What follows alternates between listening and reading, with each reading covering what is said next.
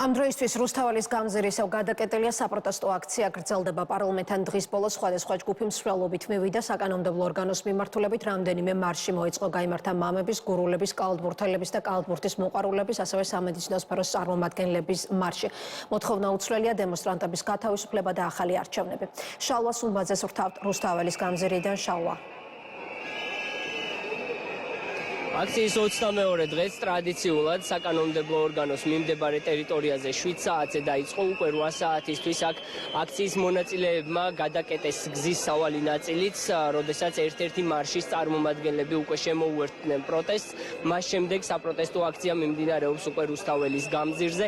წინა დღეების მსგავსად ამ შემთხვევაშიც აქციის მონაწილეების გამოხატვის ფორმები არის მხოლოდ სასტვენები, საყვირები და ის ბანერები, რომლებიც მათ აქვთ მოტანილი და აქცია გრძელდება. მშვიდობიანად ამ ყველაფრის შესაბამისად, როგორც წინა დღეებში, ვინაიდან აქციის მიმდინარეობა არის მშვიდობიანი, მიმდებარე ტერიტორიაზე არ არიან მობილიზებულები.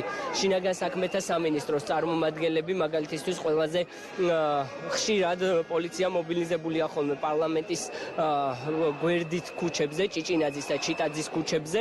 ამ ქუჩებზეც გადაადგილება ნებისმიერი მოქალაქისთვის არის თავისუფალი, რაც შეეხება მიმდინარე აქციას, ცოტა ხნის წინ, როგორც აღნიშნე, აქ აქციის მონაწილეებს შემოუერთდნენ სხვადასხვა სპეციფიური ჯგუფები, რომლებიც მარშით მოემართებოდნენ კონკრეტულად ამ ლოკაციისკენ. ახლა აქციის მონაწილეები იმყოფებიან საკანონმდებლო ორგანოდან დაახლოებით ოპერისა და ბალეტის თეატრის მიმდებარე ტერიტორიამდე.